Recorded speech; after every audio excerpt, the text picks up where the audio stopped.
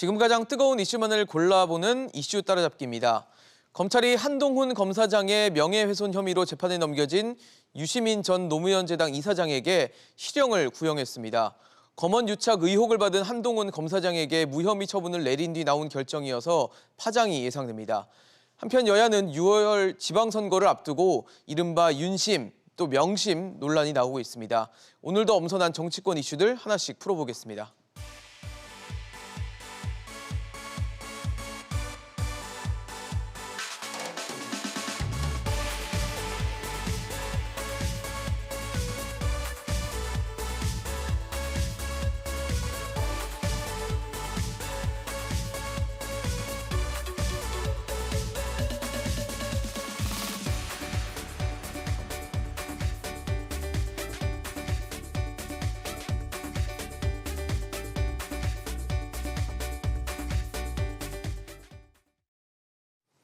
네, 오늘 함께해 주실 세 분 소개하겠습니다.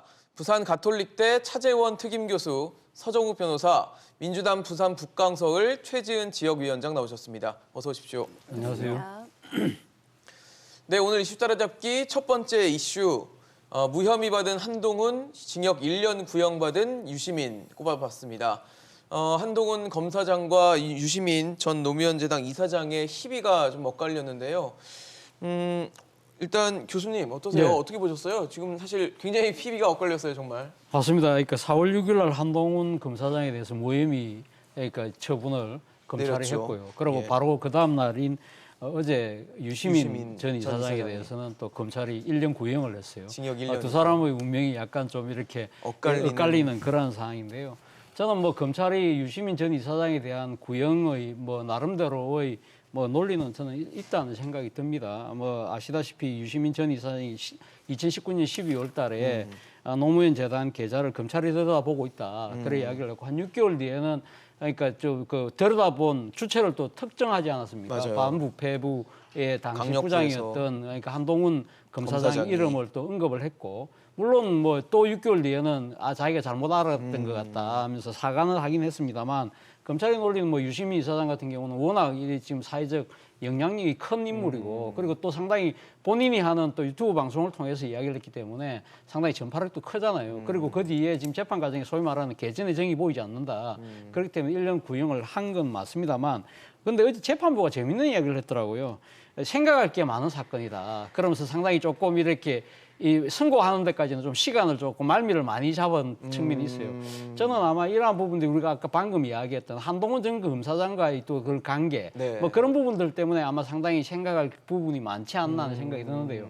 저는 뭐 그러니까 이 지금 유시민 이사장의 부분에 대해서는 뭐 재판부가 나중에 판결을 하겠지만 네네. 저는 한동훈 전 검사장에 대한 이번에 무혐의 처분 같은 경우도 상당히 저는 조금 이해하기 힘들다는 생각이 들어요. 뭐 지금 그러니까 이 지금 아주 중요한 직위에 있는 사람이기 때문에 처분 자체를 그러니까 지금 그 중요한 핵심 증거라는 휴대전화를 현금을 못 그러니까 풀었어요. 지금 언제 풀지도 모르기 네. 때문에 그게 매달려서 사건 처분을 계속적으로 끌고 갈 수는 없기 때문에 그러니까 무혐의 처분을 한다고 했지만 예. 공교롭게도 지금 고위 그 검사들이 말이죠 쓰는 이 지금 휴대폰 기기가 다 아이폰으로 해서 아이폰 같은 경우는 지금 비번을 그러니까 지금 수사당국이 알려주지 않는 네. 정책을 취하고 있기 때문에 오히려 그런 사람들이 그러니까 상당히 일종의 뭐 자신의 보호막처럼 지금 사용하고 있는 그런 측면이 분명히 있는 것이거든요. 그렇다고 한다면 과연 우리 뭐 헌법에 그러니까 피의자에게는 불리한 진술을 강요받지 않는다는 그 조항이 있긴 합니다만 언제까지 이걸 갖다가 방치해 놓을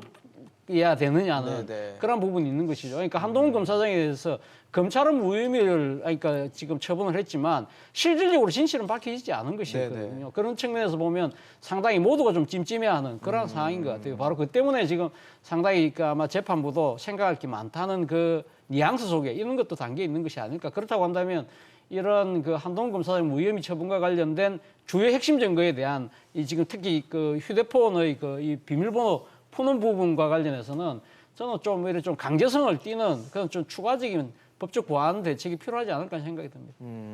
그래서 아마 박범계 장관도 그 부분에 대해서 언급을 좀 했던 그렇죠. 게 아닌가 냉엄한 생각이 들어요. 현실이다. 네. 근데 그거는 아마 지금 그런 그 수사적 기법보다는 아마 지금 그러니까 검찰의 그런 뭐랄까요 권력의 풍향에 대해서 빨리 변하는 그러한 아마 이 지금 모습에 대해서 조금 우회적인 그런 비판을 한 것이 아닐까 생각합니다. 변호사님은 어떻게 보셨습니까? 먼저 이제 그 한동훈 무혐의 있잖아요. 네네. 이거는 이제 그 제가 보기에 뭐 너무나 당연한데 너무 늦게 났어요. 지금 이게 22개월 2년 만에 무혐의 났잖아요. 네. 근데 이동재 기자가 무죄됐을 때 이미 이것들은 무혐의 했어야 됩니다. 채널A 왜냐하면 이게 기자가. 이동재 기자가 이제 그 실제 실행한 주범 아닙니까? 근데 이분이 무죄가 났는데 계속 이 한동훈을 미룬 계획이 잘못됐고요. 그다음에 그 차재원 교수님이 아이폰 비밀번호 이야기했는데 네, 잠금 풀지 못하는. 옛날에 2018년 10월 12일 날 이재명 후보의 아이폰 2대가 압수됐습니다. 네. 그때 이재명 후보가 이게 아이폰 비밀번호 2대인데 네. 알려줬습니까? 끝내 이재명 후보가 이게 끝내 아이폰 비밀번호 안 알려줘가지고 어쩔 수 없이 그냥 기소했던 거예요. 그게 형의 강제 입원 사건이었습니다. 네. 그때 박범계 장관이나 민주당에서 이게 이재명 후보 비난했습니까? 너무나 당연한 거 아닙니까? 우리가 이게 헌법에 자기한테 불리한 진술을 강요당하지 않는데 자기한테 불리한 증거에 비밀번호를 이게 왜 알려주됩니까? 이거는 이게 헌법 이전에 대원칙 인간으로서는 이게 누구나 이거는 본성이 본성. 뭐 자기한테 불리한 거는 숨기고 싶은 거는 그렇죠. 인간의 본성입니다. 예. 헌법보다 더 높은 가치예요. 그러니까 뭐 차 교수님도 그 말씀을 해주셔서 아마 뭐 그거를 침해해야 된다 말씀을 주신 건 아니었는데 이제 기술적으로 어쨌든 아이폰의 잠금을 해제할 수 없고 풀기가 어려운 상황들이 계속되는 것에 대한 어떤 문제를 지적해 주신 거거든요. 예, 기술적인 근데 한계. 그때 제 말은 이재명 후보는 이게 2대 아이폰의 비밀번호를 안 하는데 그때 박범계 장관이나 민주당에서 말이 비난했느냐고요. 없었다. 그때는 가만히 있다가 왜 한동훈만 그러냐는 거죠. 그리고 이게 진짜 알고 싶으면 이게 이동재 기자 포렌식 했잖아요. 네네. 결국 이동재 기자하고 한동훈이 통화한 걸 알고 싶으면 그러면 이게 이동재 기자 것만 봐도 알 수 알 수 있잖아요. 있다. 근데 굳이 한동훈 캘라는 거는 제가 보기에 별건 혹시 이게 윤석열하고 통한 게 없는가? 아니면 이게 김건희 씨하고 통한 게 없는가? 네. 이런 얘기 저는 별건 그 유혹 때문에 네. 이제까지 끄는 게 아닌가 이래 보이고요. 개인적인 의혹을 갖고 계신 거죠. 그렇죠. 네. 그리고 이제 그 두 번째로 그 유시민 1년 구형 있잖아요. 네. 이거는 옛날에는 이제 그 정봉주 의원은 MB 명예훼손 해가지고요 1년 실형 받았습니다. 정봉주 의원은. 네네. 제가 보기에 1년 구형은 상당히 약한 구형이다. 이게 검찰이 구형을 한 거예요, 그렇죠? 그렇죠. 예, 판결을 그때 내려진 정봉주 거니까. 의원은 1년 실형 받고 법정 구속됐잖아요. 그거하고 비교해 보면 저는 상당히 약한 구형이다 이렇게 보이고요. 유시민 작가인지 뭐 제가 이게 뭐라고 호칭해야 되는지 모르겠지만 네. 이분은 이게 그 진보에서도 상당히 빅 스피커입니다. 이분의 말 한마디 듣고 대다수 진보 진영의 국민들은요. 네. 진짜 이게 한동훈 반부패 부장이 유시민 계좌, 노무현 계좌 뒤진 거 아닌가? 이렇게 믿어버리는 사람이 많습니다. 전파력이 높은 큰 사람이다 말씀하신 워낙 거죠. 이게 빅 스피커이기 때문에 또 이게 국민들은 보고 싶은 걸 보잖아요. 그래서 이런 분들은 말을 이게 신중하게 정말 이게 팩트나 근거를 가지고 신중하게 해야 됩니다. 그냥 아무 근거도 없이 노무현 재단 계좌 봤어. 그러니까 이게 내 계좌도 봤을 것이다. 네. 이런 식으로 이게 함부로 추측이나 허위를 단정하면 엄청나게 그 피해자는 악영향을 받습니다. 그럼에도 불구하고 지금 이게 그 반성도 안 하죠. 그다음에 그 합의도 못 했잖아요. 세 번이나 시도했다가 이런 이게 그 여러 가지 정황을 해보면 제가 보기에 1년 구형은 결국 과한 건 아니다. 이래 보입니다. 일단 유시민 전 이사장은 현재로서는 뭐 후회하지 않는다라고 발언을 직접 하면서 일단 1년 구형에 대해서는 뭐 받아들이는 모습을 보이긴 했지만 유감을 또 표명하기도 했습니다. 최지은 위원장님 어떻게 보셨어요? 지금 굉장히 참 사실 희비를 엇갈리는 상황이 됐어요. 어떻게 보십니까? 네, 저는 이 핸드폰 포렌식 이 얘기를 들으면서 저도 아이폰 써야겠다 이런 생각이 들었고요. 정말 그 핸드폰을 풀지 못한다는 이유로 그 안에 증거가 있다고 생각을 하는데 무혐의를 낸 거 아닙니까? 증거를 찾을 수 없어서. 그런데 그럼 핸드폰을 풀지 못한다는 이유와 별개로 소환 조사도 한번 제대로 하지 않았다는 것에 대해서 검찰이 과연 이것을 수사를 제대로 하려고 하는 의지가 있었나라는 것에 대해서 좀 의문이 들거든요. 제 식구 감싸기가 아니었나 이런 생각이 드는데 그 민주당 측에서는 왜 검찰이 제대로 소환 조사 한번 안 하고 핸드폰 그 증거가 있는 걸 알면서도 굳이 뭐 풀려고 엄청 노력도 하지 않고 그렇게 하면서 무혐의를 주냐라고 하고, 또 국민의힘 측에서는 아니 이거 무혐의 난 건데 왜 여태까지 무혐의 안 주다가 왜 이렇게 늦게 주냐 이렇게 얘기를 하는데, 여기서 확실한 것은 검찰이 그동안 무혐의 결정을 안 하다가 정권이 바뀌니까 바로 무혐의 결정을 했다는 겁니다. 한동훈 검사장에 대해서. 그러면은 검찰은 똑같은 사안을 가지고도 권력에 따라서 없는 죄도 있다고 할 수 있고 있는 죄도 덮을 수 있다는 그런 존재라는 것이 확실한 거죠. 어느 쪽에서 봤든 이 검찰이 그때는 무혐의를 빨리 줬어야 된다라고 하고, 우리 쪽에서는 또 왜 검찰이 지금 이렇게 노력 안 하고 무혐의를 주냐라고 하는 것이 이 검찰이라는 그 독립성, 그리고 중립성에 대해서 모든 분들이 신뢰가 많이 떨어졌다 이렇게 보이고요. 이번 사건은 그 하나의 예일 뿐이고 앞으로는 좀 무서운 생각이 듭니다. 이제 권력이 바뀌었으니까 네. 검찰이 또 제 식구 보호하기를 하면서 또 얼마나 많은 잘못된 결정을 할까, 이런 것 때문에 오히려 불안한 마음이 드는 것 같습니다. 팩트 하나는 게 바로 잡아야 되는 게요. 네. 검찰이 한동훈 수사를 안 했습니까? 정진웅 부장이 수사를 했어요. 정진웅 부장이 한동훈 핸드폰 뺏으려고 완전히 날라가지고 덮쳐가지고 독적 폭행으로 지금 이게 집행유예로 자기 파면 집행유예까지 지금 재판 중입니다. 네네. 이런 식으로 이게 한동훈 핸드폰 뺏었고 수사를 열심히 했고요. 정진웅 부장을 못 오가는 겁니다. 수사 안 했다고 검찰이 제 식구 감사이라는 거는. 네. 그리고 이게 그 포렌식을 비밀번호는 이게 기술적으로 못 푸는 거지. 검찰이 이걸 안 푸는 겁니까? 이스라엘까지 보내가 풀려고 얼마나 노력했어요. 기술적으로 이게 여러 가지 숫자하고 이게 너무 많아가 안 되는 거지. 이 팩트는 바로 잡아야죠. 노력은 했다라는 말씀이신 거죠. 사실 뭐 지금 세 분이 말씀해 주신 것처럼 논란의 여지도 있고 지금 뭐 보시는 시점이나 이런 타이밍상 뭐 비판하시는 목소리도 나오는 거는 확실한 상황인 것 같은데, 그런 것 같아요. 결과적으로는 한동훈 검사장이 어쨌든 무혐의가 났다는 겁니다. 그리고 이제 차기 행보, 향후 행보에 대해서도 이제 주목하시는 분들이 많아요. 아무래도 뭐 일종의 윤석열 뭐 사단에 있었다 뭐 이런 이제 배경이 있기 때문에 그 부분에 대해서 이제 어떻게 변할 것인가. 그래서 뭐 얘기 나오는 거는 서울중앙지검장 얘기가 나오더라고요. 상당히 뭐 현실성 있는 이야기가 아닐까 하는 생각이 듭니다. 뭐 지금 뭐 윤석열 당선인이 무엇보다도 뭐 지역이나 연고 있는 거 안 따지고 가장 중요시하는 게 실력이라는 거 아닙니까? 네, 그러니까 이제 지금 등용하겠다. 한동훈 검사장 같은 경우는 상당히 검찰 특수통으로서 상당히 능력이 좀 나름대로는 뭐 검증됐다고 검찰 내에서는 이야기를 하고 있고, 그런 부분들에 대해서 또 윤석열 당선인이 누구보다도 자신의 측근으로 데리고 있으면서 같이 해봤기 때문에 그렇죠. 아마 그 능력이라는 부분은 분명히 인정하겠죠. 그리고 또 지난번 후보 시절에 그 언론과의 기자회견에서 한동훈 검사장에 대한 이야기하면서 이 살아있는 권력 수사했다가 지금 독립운동 하듯이 지금 상당히 나름대로 탄압을 받고 있다는 식으로 이야기를 했기 때문에 아마 그런 걸 생각한다고 한다면 뭐 상당히 서울중앙지검을 비롯한 네. 지검장을 비롯한 네. 상당히 요직으로 갈 가능성이 높다는 생각이 들어요. 그런데 과연 그것이 바람직한 것일까의 부분에 대해서는 그것도 다른 얘기죠. 예, 그거는 전 별개의 사안이라는 생각이 드는데요. 지금 뭐 윤석열 당선인이 검찰의 그 권한을 아주 대폭적으로 강화하겠다는 거 아닙니까? 물론 그 나름대로의 명분은 정치적 독립이라는 이야기를 하고 있지만 바로 정치적 독립을 이야기해서 지금 장관의 수사지휘권도 폐지하겠다고 이야기했고요. 뭐 예산도 독립시켜주겠다고 하고, 그리고 또 검찰이 직접 수사권을 또 다시 또 늘리겠다고 하는 상황이기 네. 때문에 이러한 상황에서 과연 한동훈 검사장이 그 요직으로 가는 것이 맞느냐 하는 부분인데, 왜 그러냐면 사실 지금 윤석열 당선인이 그 전직 검찰총장도 이긴 하지만 바로 직전 검찰총장이에요. 그렇기 때문에 맞아요. 검찰에 대해서 누구보다도 잘 아시는 분이라는 거죠. 그러니까 나는 간섭 안 할 테니까 당신들이 알아서 해. 우리는 이제 권력은 간섭하지 않는다고 하지만 그것이 어떻게 보면 뭐랄까, 손 안 대고 코 풀려고 하는 모습이 아닐까라고 의심을 하는 사람도 비춰질 있다는 수도 거죠. 있다는 예, 거죠. 그렇죠. 그러니까 지금 예. 검찰의 그 권력을 강함으로써 검찰 공화국이 아니라 지금 혹자는 검찰 왕국이 된다고 하는데 그 왕국의 왕이 윤석열 당선인이 되는 거 아니야?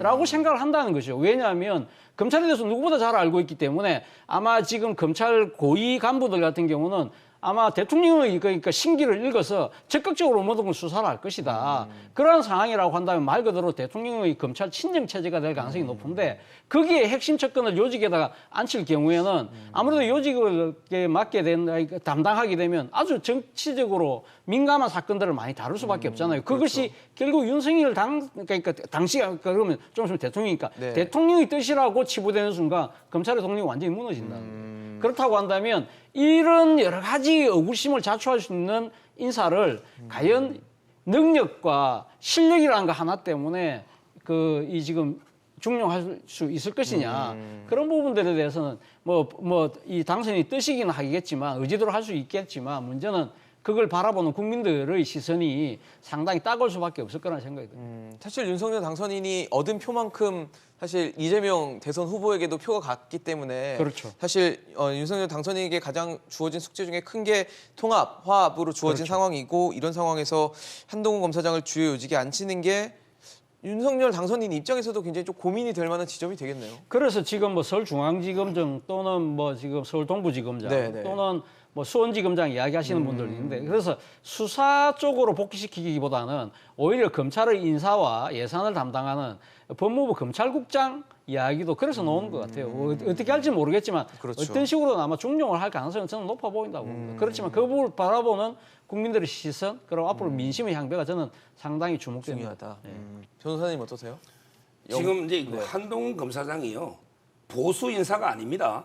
지금 이게 잘못 알고 있는 분이 있는데 네네. 이런 분 이게 그 이념이 없어요. 한동훈 검사장이 많이 뜬 게 최근에 이명박 대통령 있죠. 네네. 그 다스 있잖아요. 그동안 다스, 이게 네. 특검 몇 번 해도 다 못했잖아. 근데 한동훈 검사장이 차장일 때 네. 이명박 대통령 그 다스하고 다 파헤치 가지고 구속 기소했잖아요 대통령을. 이게 한동훈 검사장이 한 거예요. 그 외에도 이게 국정원장부터 또 이게 여러 가지 그 우리 보수 쪽 인사들 얼마나 이게 많이 잡아였습니까? 이분이 보수 인사입니까? 그래갖고 나서 이제 그 조국 전 장관 수사하다 보니까 갑자기 민주당에서 한동훈이는 뭐 보수 이쪽이라고 계속 공격하는데 제가 아는 한동훈은 보수 진보 이런 이념 없어요. 근데 이게 부패나 그 악을 보면 무조건 달려들어서 뿌리 뽑아버리는 진짜 이게 칼잡이 검사입니다. 피도 눈물도 없는 칼잡이 검사예요. 자, 그러면 이게 군인은 전투 잘하는 게 최고죠. 군인이 보수 진보가 왜 필요합니까? 그러면 이게 검찰은 그 악이나 부패 척결 수사 잘하는 게 검사 아닙니까? 솔직히 객관적으로 한동훈보다 이게 수사 잘하는 검사가 몇 명 있습니까? 부산지검의 지방부장 가서도 현직 국세청장을 구속하자. 이런 게 강단 있는 검사입니다. 이명박 사건 이게 한동훈 아니면 이게 뿌리 뽑았겠습니까? 따라서 저는 수사 잘하는 한동훈이 제일 수사부서가 중앙지검장 아닙니까? 네. 오는 게 뭐가 문제냐 말이야. 자꾸 이게 정치적인 잣대로 검사 인사에 대해서 놀아지 말고 검찰은 이게 독립시켜가지고 자체적으로 이게 수사 잘하는 사람을 요직에 보내서 그악 부패를 뿌리 뽑자. 네. 아니 검찰공화국 이게 뭐가 문제입니까? 부패만 깨끗한 사람이 뭘 검찰 겁냅니까? 자기가 이게 죄가 있으니까 네. 검찰 겁낼 거 아닙니까? 저는 뭐 중앙지검장이든 어디든 당연히 일선수사 복귀시켜야 된다. 이래 봅니다. 복귀를 시켜야 된다는 얘기 해주셨어요. 어떻게 보세요? 저는 윤석열 당선인이 표를 받은 그 많은 중에는 정권 심판론이 있었고 거기에서 특히 이제 부동산 정책 실패 같은 네. 것을 좀 잘 이제 좀 바꿔서 새로운 정책을 하길 바란다는 국민의 마음이 담겨 있다고 생각합니다. 근데 그럼에도 불구하고 반 정도의 표를 얻으셨는데 국민의 반은 지지를 하지 않으셨고 그 받은 표도 대부분은 부동산 실패지 검찰 권력을 더 강화해라라는 표는 별로 없었다고 생각을 합니다. 그런 상황에서 지금 이 한동훈이라는 분이 중앙지검장이 된다는 거는 네. 저는 이게 검찰 권력의 사유화로도 볼 수가 있을 것 같거든요. 예를 들어서 윤석열 당선인이 저분은 뭐 독립운동처럼 검찰 수사를 한다라고 굉장히 친한 척을 했지만은 또 돌이켜 보면은 김건희 씨의 그 녹음 파일이 유출됐을 때 뭐 문제 있는 거 있으면 알려줘라 내가 한동훈한테 전해주겠다 마치 밑에 부하 직원처럼 자기가 뭐 부리는 소족처럼 이렇게 얘기를 한 그 통화 녹음 파일이 유출이 된 적이 있습니다. 네. 그래서 검찰 출신의 대통령이 자기의 측근을 검찰 수뇌부로 앉혀놓고 지금 민정수석실도 없애겠다는 게 본인이 직접 지휘할 수 있다는 거 아닙니까? 그러면은 이 검찰이라는 조직을 대통령을 사유화하는 뭐 개인 로펌이나 개인 사유화하는 것이 되는 것이 아니냐라는 우려가 드는 것이죠. 그래서 지금 한동훈이라는 분이 친여냐 친야가 중요한 것이 아니라 이분이 우리가 지금 한편으로는 민생이라든지 여러 가지 문제가 있는데 또 한편으로는 검찰 권력에 대해서 우리가 얼마만큼 견제를 해야 될 것이냐. 검찰 대통령을 뽑아놓고 그런 검찰 권력을 견제를 해야 되는데 이분이 가는 것이 적절한가라는 측면에서 저는 굉장히 적절하지 않다고 생각을 하고요. 네. 오히려 우리가 지금 얘기하는 그 검찰 사부 지금 우리나라의 행정부, 입법부, 사법부가 있는데 검찰부까지 만들자는 식으로 예산권도 주고 뭐 임명권도 주고 다 하자는 거 아닙니까? 이게 적절하지 않은데 여기에 대해서는 어떤 식으로 견제를 해야 될지 우리가 지금 충분히 검찰이 권력이 바뀌면은 판결도 다르게 할 수 있다라는 것을 이번 사건에도 봤는데 거기 핵심이 있었던 그 한동훈이라는 분을 검찰의 손내부로 안기면은 굉장히 무서운 일이 벌어질 알겠습니다. 것이라고 생각합니다. 네. 다음 이슈로 넘어가 보도록 하겠습니다. 최근에 굉장히 핫한 인물이 됐죠. 강용석 변호사입니다. 강용석 복당 실패, 경기도지사 선거 판세 촉각입니다. 국민의힘이 강용석 변호사의 복당을 거부했습니다. 일단 서울시당에선 승인을 했는데 최고위원회에서는 불허를 했어요. 그러면서 뭐 강용석 변호사는 반발을 하는 얘기들도 많이 합니다. 뭐 복당 아니고 입당이다. 뭐 이런저런 얘기를 하는데 어떻게 보셨어요? 적절한 결정이었다 보십니까? 저는 뭐 지금 그러니까 이 국민의힘 지도부 입장에서는 당연한 결정을 한 것이 아닐까 하는 생각이 듭니다. 저는 뭐 강용석 변호사의 뭐 호불호, 개인적인 호불호를 떠났어요. 그러니까 지금 강용석 변호사가 일종의 그러니까 이제 자기 개인 그 유튜브를 하면서 상당히 좀 극단적인 주장들을 많이 하고 논란이 있잖아요. 많이 되고 있어요. 논란을 많이 예. 일으키고 있기 때문에 그런 부분들에 있어서 그러니까 강한 보수 지지층들의 입장에서는 상당히 뭐 그러니까 이제 그 복당이든 뭐 하여튼 입당이든 네. 국민의힘으로 돌아가는 거 박수를 칠지 모르겠지만 상당히 아마 상당한 그 이 보수 내의 그 많은 분들 그리고 또 지금은 또 어떻게 보면 지방선거에 지금 출마하겠다는 거기 때문에 상당히 선거에서 일종의 승패를 쥐고 있는 중도층들 같은 경우에는 상당히 만약에 그런 결정을 했을 경우에는 반감이 좀, 있을 수 반감이 있다. 있을 수 있기 때문에 뭐 지도부 입장에서는 상당히 아마 그 받아들이기 힘들지 않았을까. 그래서 뭐 어제 뭐 공식적으로는 뭐 지도부의 표 결과가 알려지진 않았지만 오늘 뭐 신문들 보니까 몇 군데서 이 지금 표 결과가 5대1로 압도적인 결과가 나와 있더라고요. 그런 측면에서 저는 뭐 바람직한 그러니까 그 선택을 한 것이 아닐까 생각이 드는데 뭐 그래서 지금 하태경 의원 같은 경우는 지금 뭐 그러니까 왜 정치하시려고 하냐 방송만 계속 하라고 그러는데요. 과연 저는 뭐 하태경 의원이 이야기하는 것처럼 방송만 계속하는 부분도 과연 옳은 것일까? 그런 부분들도 있다는 거죠. 일종의 뭐랄까요, 상당히 그 어떤 특정 사안에 대해서 상당히 좀 이 뭐랄까요, 상당히 그 조금 발언이나 이런 뭐 극단적으로 네, 이렇게 몰아가는 표현들이 좀 그런 과격한 좀 것들이 이렇게 있죠. 편가르기라든지 좀 뭐랄까 이 우리 사회의 진영과 갈등, 진영으로 인해서 나눠진 사회적 분열하고, 갈등을 네. 대립을 심화시키는 그러한 측면들도 있기 때문에 그런 부분들에 대해서도 저는 상당히 좀 비판적인 입장을 갖고 있기 때문에 물론 뭐 그거는 뭐 본인의 선택이긴 합니다만 예. 어쨌든 지금 이 국민의힘의 그 결정에 대해서 과연 그러면 강용석 변호사는 어떻게 할 것이냐.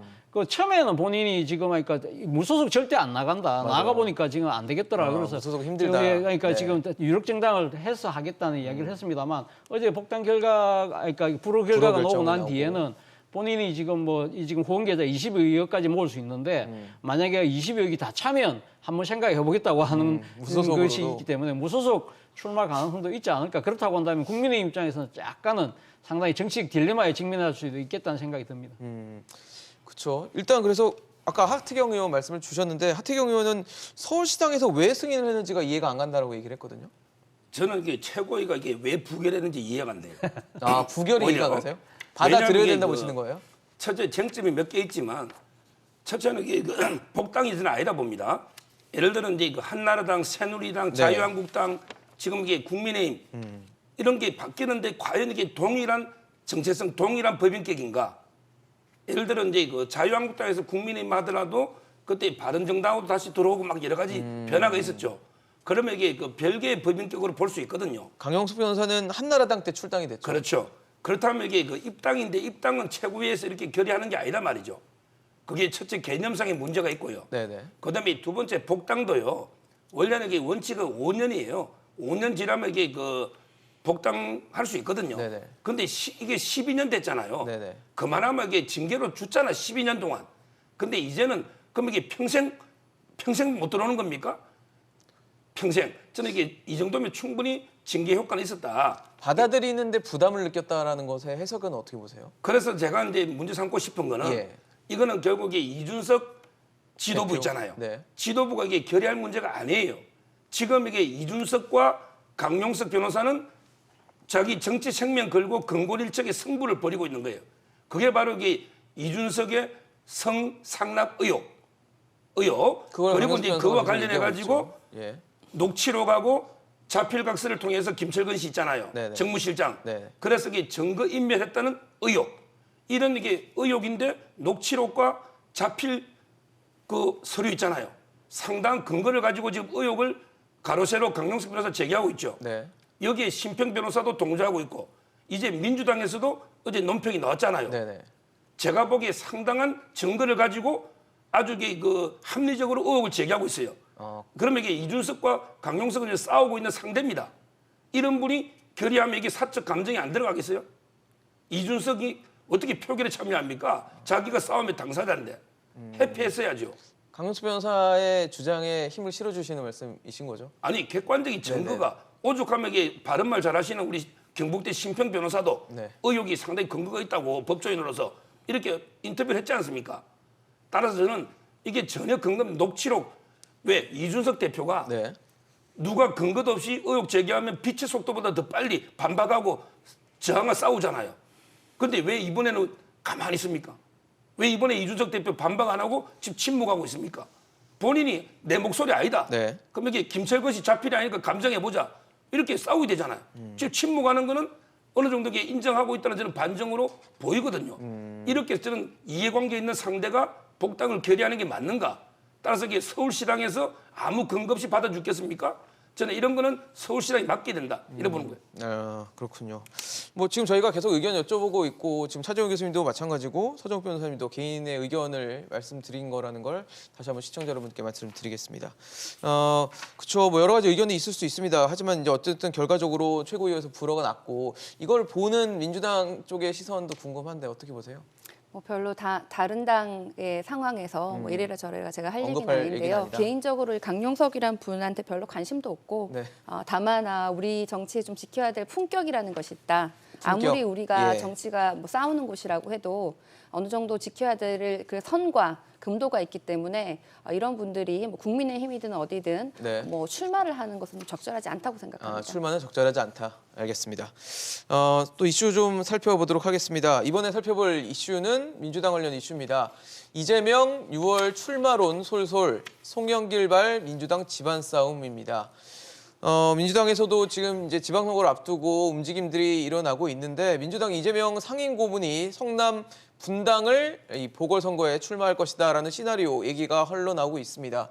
어떻게 보세요? 분당을이 이재명 전 지사의 집이 있는 지역구더라고요. 저는 뭐 상당히 그러니까 지금 이런 여러 가지 이야기들 자체가 일종의 뭐 어느 신문을 보니까 이준석 국민의힘 당대표의 좀 뭐랄까요? 그러니까 불지픽이다는 이야기가 있던데. 군부를 떼는 거다. 예, 군부를 떼는 거라는 예. 이야기가 있는데 아마 저는 뭐 그러니까 이재명 상임 고문이죠. 상임 그러니까 고문이죠. 이재명 고문이 나름대로 합리적인 판단을 한다고 한다면 저는 뭐 옆에서 그 여러 가지 말들이 돈다고 하더라도 저는 출마하지 않을 거라는 생각이 안 듭니다. 나올 거라 볼 수 있어요. 왜냐하면 예. 사실 본인이 만약에 진짜 분당을 뛰어들 경우에는 말 그대로 대선 연장전이 되잖아요. 그리고 그러니까 모든 그러니까 지금 국민의힘의 활약이 거기다 쏠릴 거 아니에요. 그렇다고 한다면 그러면 지금 다른 지역에 뛰고 있는 국민의힘의 그러니까 지방선거 후보들이 사실상 정치적으로 실종되는 그런 현상이 벌어질 수밖에 없고 본인 입장에서도 상당히 전국을 돌면서 지원 유세를 해야 되는데 발이 묶여버리잖아요. 그런 측면도 있고요. 또 하나는 그럼 왜 지금 이 상황에서 그럼 출마했느냐, 출마하려고 하느냐, 뭐 여러 가지 오늘 언론 분석 보니까 지금 자신에게 지금 그 상당히 주어지고 있는 여러 가지가 그러니까 사법적 여러 가지 그 리스크, 예, 그런 부분들을 갖다가 나름대로 정면 돌파하기 위해서 현역 의원이 되면 불체포 특권이 있으니까 그걸 갖고 방패막이로 한다는 이야기인데요. 그러한 부분들이 이제까지 민주당이나 이재명 고문이 이야기했던 국회의 특권을 내리자는 거하고는 정면으로 배치되는 부분이잖아요. 그런 부분들도 있는 것이고 또 하나는 지금 어쨌든 그러니까 0.73% 표 차이긴 하지만 아깝게 지긴 했지만 진 건 진 거잖아요. 네네. 그렇다고 한다면 지금은 뭔가 자성하고 뭔가 일종의 뭐랄까요? 다음 그러니까 그 근토 중려를 위해서 본인의 이 여러 가지 부분들을 한 번 더 돌아보고 점검하는 시기라는 거죠. 제 생각에는 그러니까 이재명 고문이 아마 참고해야 될 그 모델이 네. 저는 그러니까 그 과거 그러니까 2007년도 통합민주당의 대선 후보였던 정동영 모델을 저는 반면교사로 삼아야 되지 않을까 생각이 들어요.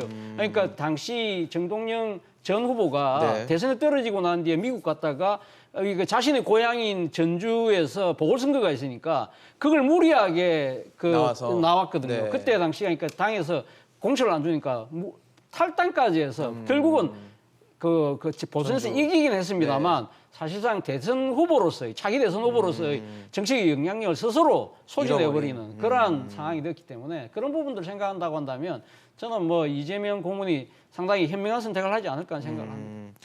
그러게요. 이재명 고문이 얘기한 건 아닌데 지금 어쨌든 경기도지사였고 또 대선 후보였고 있던 인물이 지금 분당 뭐 을에 나올 것이다 이런 얘기들이 이제 설로 나오고 있는 상황입니다. 저는 이제 그 차재원 교수님 말씀에 100% 공감하고요. 그게 현명한 결정입니다. 안 노는 게. 안 나오는 게. 근데 문제는 이재명 고문이요. 네네. 현명하지 못한 결정할 걸로 예상이 돼요. 제가 보는 거는 그게 현명한데. 나올 거라고 생각하시는 거예요? 왜 그러냐? 두 가지 이유인 게요. 첫째는 이제 그 성남시장을 사수해야 되는데 네. 인물이 없어요. 지금 이게 성남시장이 은수미 시장이 시장이죠. 못 나옵니다. 네. 자, 근데 나머지 예비 후보들 제가 한 7, 8분 봐도 네. 지명도 있는 분이 별로 없어요. 그렇다면 이게 김병욱 의원이 재선 의원이죠. 이분이 나가 성남시를 민주당 입장에서 사수해야 됩니다. 왜? 그래야만 이게 공직이라든지 대장동 재판이나 여러 가지 유리하기 때문에 그러면 이게 성남시장을 김병욱 의원을 내보내면 네. 그러면 이게 성남 분당 을이 비잖아요. 비는데 이게 만만한 지역이 아니거든요. 저는 이재명 고문한다는 게 지금 방패하고 갑옷이 필요한 거예요. 왜냐하면 이게 수사가 급 물살을 타고 있잖아요. 네. 이번에 김혜경 씨 법인카드도 정광석과처럼 이게 10명이 10시간 이상 압수수색했죠. 그다음에 성남FC도 분당세에서 조사 전담팀까지 꾸렸죠. 네. 그 외에도 이게 변호사비 대납 의혹 수사 들어갔죠. 지금 이게 검찰과 경찰의 칼날이 이재명 후보를 이게 지금 덮치고 있습니다. 이 상태에서는 이게 방패와 갑옷은 배지만한 게 없어요. 배지를 달고 하나 더 갑옷을 한 벌 더 입으려면 당 대표까지 되면 그것까지 그러면 하기 이게 위해서 야당 대표의 네. 국회의원이면 함부로 이게 못 건드린다. 이런 방패를 게 달 것이다. 생각이 있다는 거죠. 따라서 저는 김병욱 의원은 성남시장, 그다음에 이재명 고문은 분당을의 국회의원 나오고, 네. 그다음에 당 대표까지 나오는 이런 게 선택을 할 거로 예상은 되는데 네네. 그게 현명하지 못한 거라는 거는 차재원 교수님 말씀하셨으니까 동의하신다는 네, 동의하고 말씀이시고요. 그렇습니다. 일단 또 다른 시나리오를 말씀을 해주셨어요. 위원장님께 그거 좀 여쭤보고 싶습니다. 이재명 이제 상임 고문의 출마설 그것과 함께 지금 송영길 전 대표도 서울시장에 나오기로 하면서 논란이 좀 되고 있어요. 당내에서도 반대하는 목소리가 있는 걸로 제가 알고 있는데 어떤 입장을 갖고 계십니까? 송영길 대표에 대해서요. 네, 송영길 대표도 그렇고 전 대표죠 이제. 네. 그리고 이재명 고문도 마찬가지입니다. 먼저 이재명 고문에 대해서 말씀을 드리면 아마 길게 보고 가시지 않을까 싶습니다. 결국 민주당에서 가장 큰 지금 대선 후보로서의 가장 큰 자산으로 이재명 후보를 꼽고 있는데 그러면 5년 후에 대선을 어떻게 이길 것인가가 그 목표고 거기에 대해서 로드맵을 지금 그리고 계실 거라고 생각을 하거든요.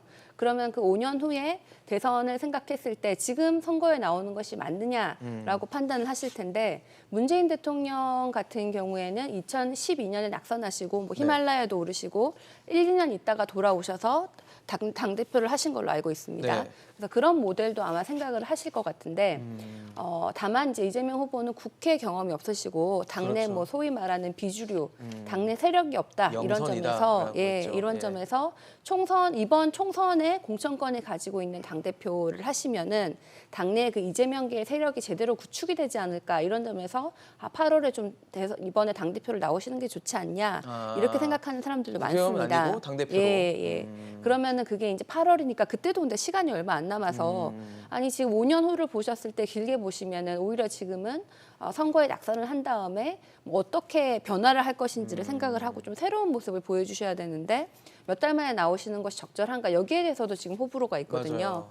그런데 지금 이 상황에서 바로 6월 달에 국회의원 선거를 나간다는 거는 조금 더 단점이 많은 일이 아닌가. 결정이 될 수도 있다라는 거죠. 그렇게 보이는데 결국은 그 5년 후 그 사람마다 그 자신의 그 스페이스가 굉장히 다르기 때문에 5년 후에 당선 가능성을 가장 높은 그 시나리오가 뭔지에 대해서는 좀 깊게 고민을 할 필요가 있다라고 생각을 하고요. 송영길 전 대표는 어떻게 보세요?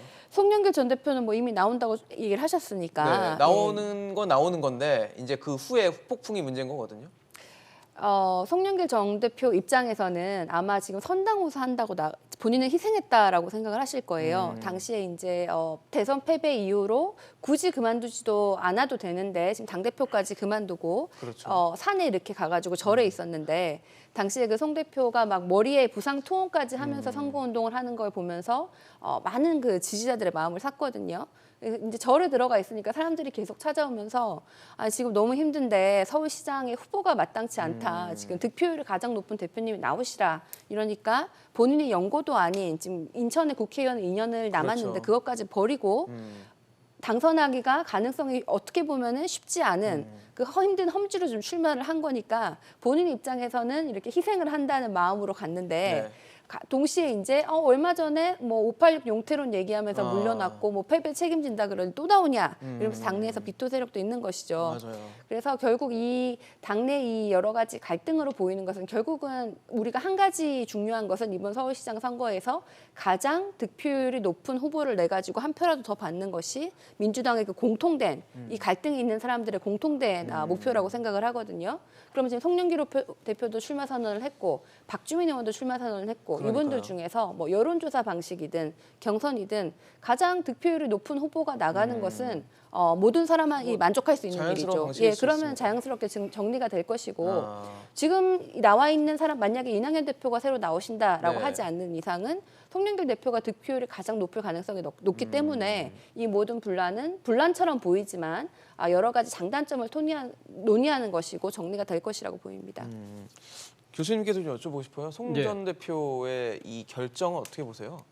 저는 아주 잘못된 결정이라고 악수라고 생각이 보세요? 됩니다. 예, 저는 뭐 상당히 악수가 될 것이다. 본인뿐만 아니라 민주당한테도 상당히 악수가 될 거라고 보는데요. 앞서 말씀하신 것처럼 일단 뭐 지금 국민들한테 이 했던 약속을 지금 그러니까 스스로 지금 그러니까 뒤엎는 정치적 백의종군 하겠다. 시건이잖아요. 그러니까 네. 민주당에 대한 정치적 신뢰 자체를 스스로 까먹는 측면이 있고요. 또 하나는 뭐 지금 친문 의원들이 지금 반발하고 있고 여기에 대해서 또 뭐 송영길 전 대표를 미는 쪽은 뭐 그러니까 이재명 네. 고문이다. 이런 친문 식으로 대 친명 일종의 이래서. 개파 대결, 일종의 정점분열 양상이 나타나고 있는 거잖아요. 네. 그리고 정말 또 지금 아마 제 생각에는 지금 아무도 지금 그러니까 공식적으로 이야기는 하고 있지는 공개적으로 이야기는 안 하고 있지 않지만 지금 송영길 전 대표가요 지금 원외가 아닙니다. 현역 의원입니다. 그것도 지금 인천 계양구의 그 국회의원이에요. 국회의원. 그러면 네. 2년 전에 국회의원 출마할 때는 본인이 뭐를 이야기하고 4년이니까 그러니까 지금 유권자들이 준 4년이라는 이 임기 동안 내가 지역 국민들을 위해서 최선을 충실하게 다해야겠다. 대변을 하겠다는 네. 이야기였잖아요.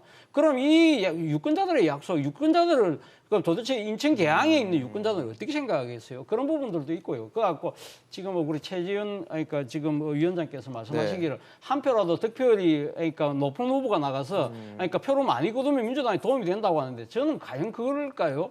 저는 차라리 그러니까 그런 식으로 그렇게 해본들 어차피 지는 선거거든요. 그렇다고 한다면 어차피 서울시장 선거가 만약에 진다고 했을 네네. 경우라도 일종의 그게 버리는 선거처럼 돼버릴 수 있기 때문에 아. 지더라도 상당히 자기를 위해서 하나의 정치적 도약대를 만들 수 있는 그러한 인물이 나와야죠, 형태의 된다. 그러니까 그런 선거 구도를 만드는데 본인이 앞장서야 된다. 본인이 직접 그러니까 나오는 게 경선에 아니라. 나가기보다는 내가 판을 그러니까 지금 이렇게 짜줄 테니 지금 우리 당내에서 지금 상당히 연부 역강한 젊은 세대들이 많이 도전을 해라. 그래서 내가 다른 지금 뭐 개파의 그런 수장들이랑 오는 거 내가 막을게. 이런 식으로 만약에 판을 짰다고 한다면 누군가가 나가서 힘에 부쳐서 진다 네네. 하더라도 그 후보는 살아남거든요. 근데 만약에 졌지만 잘 송영길 전 싸웠다고 될수 대표가 있죠. 나가서 네. 졌다. 네. 그다음 다음에 미래가 있습니까? 과연 그 미래가 민주당의 정치적 신뢰까지 잠시가는 그러한 미래라고 한다면 상당히 참담할 수 있는 결과가 나올 수도 있잖아요.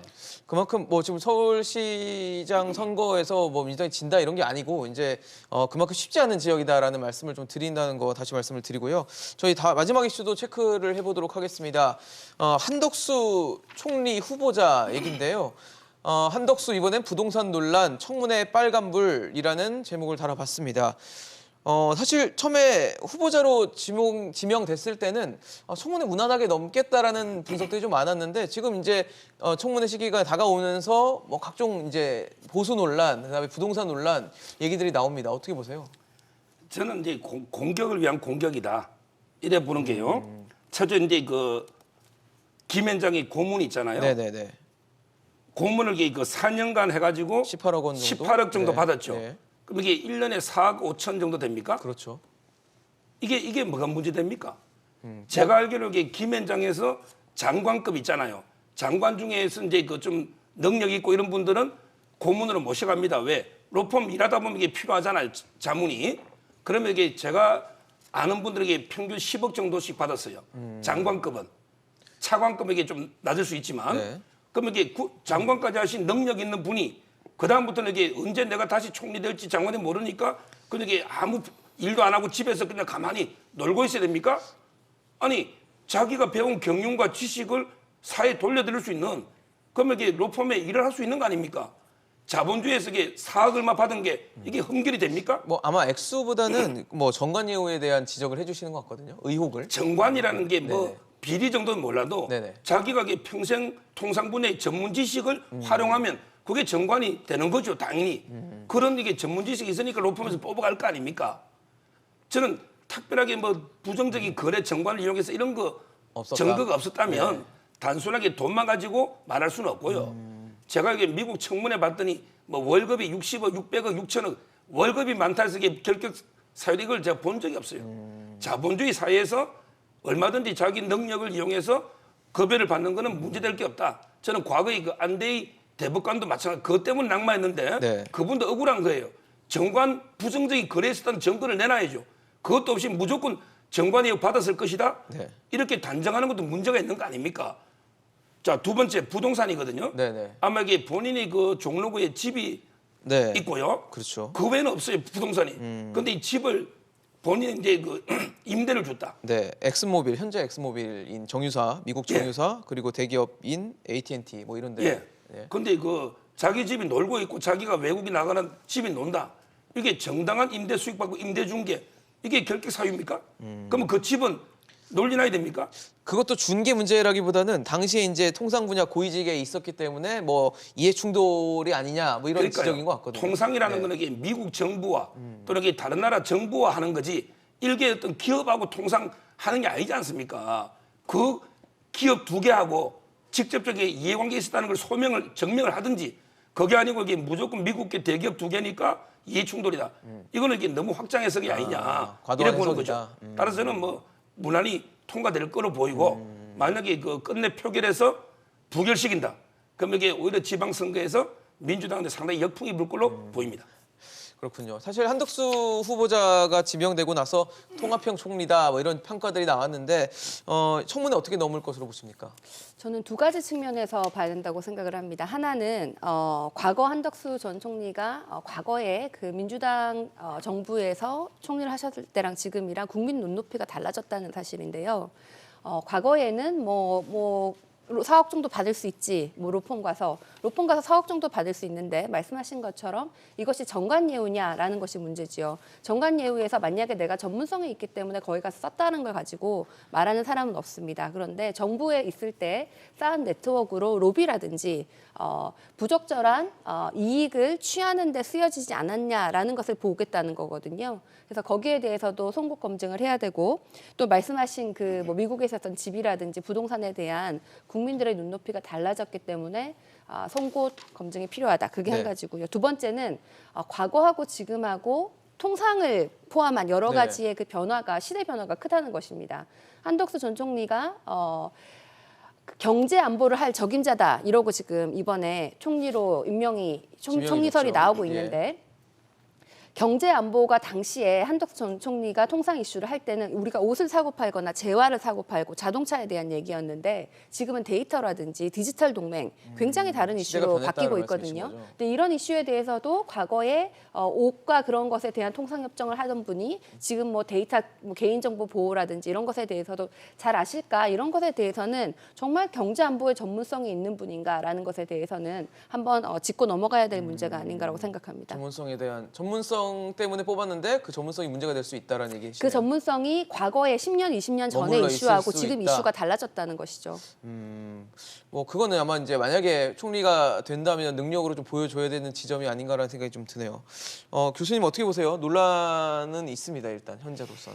뭐 저는 한덕수 지명자가 사실은 뭐 여러 가지가 있으니까 지금 그동안 그 공직 이력을 봤을 때 네. 뭐 좀 무난하게 통과할 수 있지 않을까라는 생각도 저도 했었어요. 네네. 그리고 또 그러니까 김대중 노무현 정부에 또 요직을 거쳤기 때문에 그렇죠. 민주당 입장에서도 상당히 좀 검증하기가 좀 껄끄럽겠다는 생각을 했는데 지금 뭐 보도되는 내용들을 본다고 한다면 제가 그걸 보면서 느꼈던 부분은 아 그러면 지금 한덕수 지명자가 왜 이번에 또 굳이 나서려고 했을까 그런 안타까움이 든다는 것이죠. 앞서 말씀하신 것처럼 뭐 지금 로펌에서 어느 정도의 뭐 거액 연봉을 받을 수 있다고는 하지만 뭐 지금 알려진 건 18억인데 오늘 뭐 지금 그 제출된 거 보면 19억 뭐 7천만 원인가 그렇게 된다고 그래요. 근데 어쨌든 그걸 뭐 이렇게 최저임금을 받는 사람이 뭐 70 몇 년을 모아야 되는 등 뭐 그런 이야기를 한다는데 저는 그거보다 더 중요한 문제는 본인이 지금 이번에 그러니까 문재인 정권의 정보를 바로잡아야 되겠다고 하면서 그 중에서 수정해야 될 것 중에 하나가 급격한 최저임금 인상의 응원 문제에 있었다는 식으로 이야기를 한다는 것이죠. 그렇다고 한다면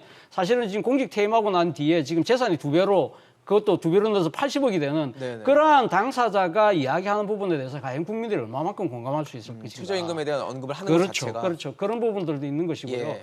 그리고 또 하나는 사실은 지금 그러니까 우리 최 위원장 말씀하셨지만 이분이 1970년에 행정고시 걸렸고요. 합격하고 사무관이 된 게 71년도입니다. 그렇기 때문에 공직을 시작한 지가 지금 51년 전에 시작을 한 거예요. 오래됐네요. 그렇다고 한다면 이분이 쭉 그러니까 지금 사실 오랫동안 관료 생활은 소위 말해서 개발 경제의 시대 때 한 거죠. 그러니까 관이 주도하고 국가가 주도하는 그러한 식의 그 리더십을 갖고 계신 분이 앞서 말씀하신 것처럼 제4차 산업혁명, 디지털 이런 시대에 과연 자신의 리더십이 적합할까? 이런 부분들에 대해서 고민이 과연 있었을까라는 부분. 그리고 또 하나는 사실은 지금 4대 정권에 걸쳐서 예를 들면 지금 김영삼 정부 때 특허청장부터 시작해서 차관급을 시작했거든요. 네네. 그러니까 특허청장, 산자부 차관, 네. 그리고 또 지금 DJ 정권 들어와서 통상교섭본부장, 통상교섭본부장. 네. 그리고 또 지금 경제수석, 그렇죠. 그리고 또 경제부총리. 이제 그리고 이제 그다음에. 노무현 정부 들어와서는 지금 경제부 총리, 네, 총리, 국무총리. 그리고 네. 이명박 정부 때 주미대사 그랬잖아요. 그렇다고 한다면 말 그대로 권력, 명예, 거기다 돈까지 가신 분이 이제 다시 또 이렇게 이 지금 그 공직에 넣으면서 이런 식의 여러 가지 구설에 휘말리는 그러한 상황을 본인은 왜 예상을 하지 못했을까? 그렇다고 한다면 본인 스스로가 사행을 했다라고 하면 뭐 평안 감사도 자기가 안 한다면 싫다면 못 하는 건데 뭐 이번에 임종용 전 뭐 금융위원장 같은 거 끝까지 고사했다라고, 고사했다고 그러잖아요. 예. 저는 그런 식으로 해서 젊은 세대들에게 기회를 열어주는 그러한 그 이 판단을 했으면 어땠을까?